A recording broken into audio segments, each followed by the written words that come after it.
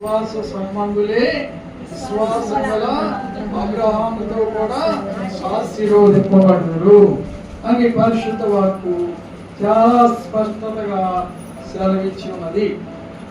అయితే పిల్లరా, వాక్యంలో ఉన్న మాటను మనకు విశ్వాస సంబంధులు ఎవరు, వారు ఆశీర్వదింపబడటానికి ఏ విధమైనటువంటి వ్యక్తిత్వంలోనికి వారు మారాలి, ఏ విధమైనటువంటి వ్యక్తిత్వాన్ని కలిగి ఉండాలి, వాక్యం ఏమని సెలవిస్తున్నది, ఆశీర్వాదం పొందుకోవటానికి దైవ సన్నిధికి వచ్చినటువంటి నీవు, విశ్వాసమైన నీవు ఎలాగ సిద్ధపడాలో నేటి దిన ధ్యానము నుండి ప్రియులరా మనం వాక్య సత్యాన్ని గ్రహింపు పొందుకున్నాం.